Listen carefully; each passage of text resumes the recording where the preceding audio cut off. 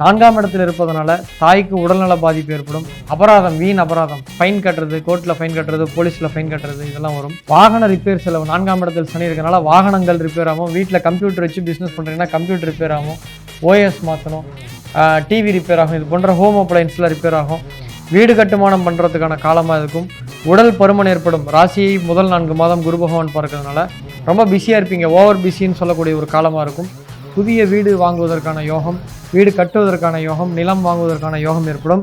3ஆம் இடத்தில் ராகு பகவானும் 9ஆம் இடத்தில் கேது பகவானும் இருக்கிறதுனால வாழ்க்கையில் முன்னேற்றம் ஏற்படும்.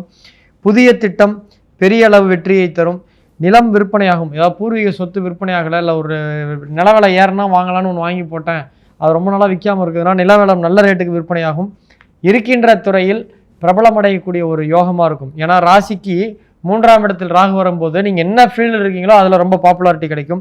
பயணம் பாதிக்கும். வண்டி எடுத்துகிட்டு ஒரு ட்ரெயின் போகலாம்பீங்க, கடைசியாக ½ போகலான்னு இருப்பீங்க, வண்டி பஞ்சர் ஆகிடும், பயணம் பாதிக்கும். அப்படியே பயணம் பண்ணும்போதும் ஜாக்கிரதையாக போகணும். பொருள் மிஸ் ஆகிறதுக்கான வாய்ப்புகள் உண்டு. 3ஆம் இடத்தில் ராகு இருக்கும் பொழுது தான் பொருள் திருட்டு போகும். 9ஆம் இடத்தில் கேது இருக்கிறதுனால தெய்வ அனுக்கிரகங்கள் உண்டு.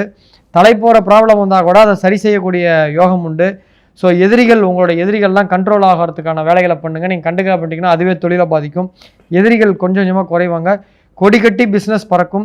அதிர்ஷ்டம் இயல்பாகவே ஏற்படும். அதுக்குன்னு லாட்ரி, ஷேர் மார்க்கெட்டில் போய் பணத்தை விட்டுறாதீங்க. உங்கள் தொழிலையே அதிகமாக வேலை செய்யுங்க. அப்பா மகனுக்கும் கருத்து வேறுபாடு ஏற்படும். 9ஆம் இடத்துல கேது இருக்கிறனால அப்பாவுக்கும் மகனுக்கும் உண்டான உறவுகள் கருத்து வேறுபாடு ஏற்படும்.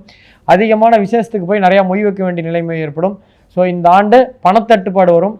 ஆனால் வியாபாரத்தில் ஒரு படி முன்னேற்றம் அடையக்கூடிய நல்ல ஆண்டு. பிஹைண்ட் வேர்ட்ஸ் பெருமையுடன் தயாரித்து வழங்கும் மூன்வாக் மியூசிக்கல் நைட் ஜனவரி 4 ஞாயிறு மாலை 4 மணி அளவில் சத்யபாமா யூனிவர்சிட்டி சென்னையில் நடைபெற உள்ளது. உங்கள் டிக்கெட்ஸை book my show, district ticket 9 மற்றும் கின் ஆப்களில் ஸ்கிரீன்ல தெரிகிற வாட்ஸ்அப் நம்பர், வெப்சைட் மூலமாக புக் செய்வோம்.